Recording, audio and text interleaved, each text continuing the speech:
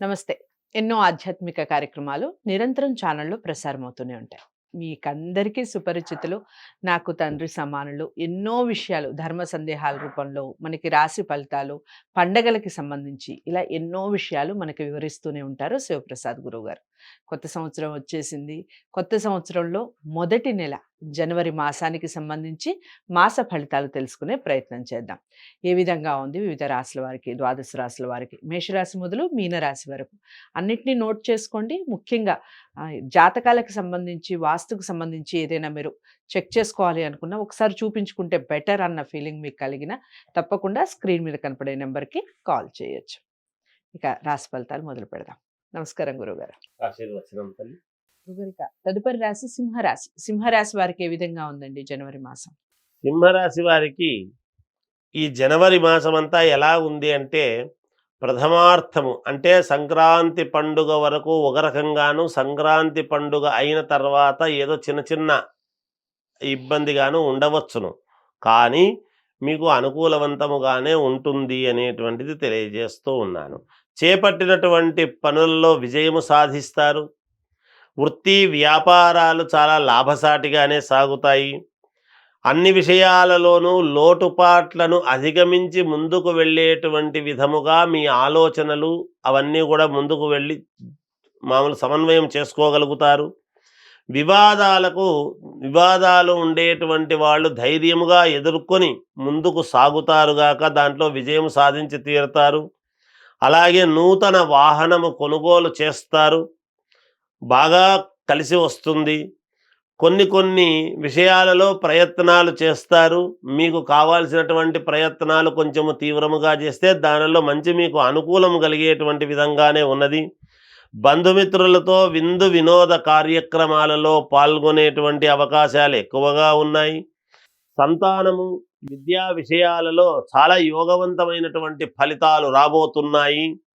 భూ సంబంధిత క్రయ విక్రయాలలో ధనలాభం అనేటువంటిది మీకు బాగా ఎక్కువగా రాబోతున్నది. అలాగే దూర ప్రాంత ప్రయాణాలలో వాహనాలలో వెళ్ళటం అనేటువంటిది జరుగుతుంది. ఆ వాహనాలలో వెళ్ళేటప్పుడు జాగ్రత్తగా ఉండమని సూచనప్రాయముగా తెలియజేయడం జరుగుతూ ఉన్నది గాక, అంతేకాకుండా వృత్తి వ్యాపారాలలో స్వల్పపాటి ఇబ్బందులు ఉండినా కూడా దాన్ని అధిగమించి ముందుకు వెళతారు. అలాగే వృత్తి ఉద్యోగాలు చేసుకునేటువంటి వాళ్లకు అదనపు భారం అనేటువంటిది పడబోతున్నది. కొంచెం ఎక్కువ పని అనేటువంటిది కల్పించబడుతూ ఉన్నది. శారీరకమైనటువంటి శ్రమ అనేటువంటిది ఎక్కువగా ఉంటుంది. కానీ దానికి తగినటువంటి ఫలితము కూడా ఉండబోతుంది కదా మరి మీకు. అందుకని ఉంటుంది. పనిభారం వలన కాస్త మనశ్శాంతి అనేటువంటిది తగ్గవచ్చును. విపరీతమైన పనుంది ఎలాగబ్బా అనేటువంటి ఆలోచన ఉంటుంది.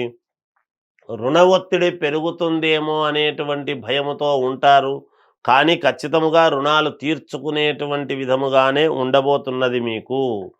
ఏది ఏమైనా ఈ రాశి వాళ్లకు అనుకూలవంతమైనటువంటి ఫలితాలుగానే ఉన్నాయి గాక ఈ మాసమంతా.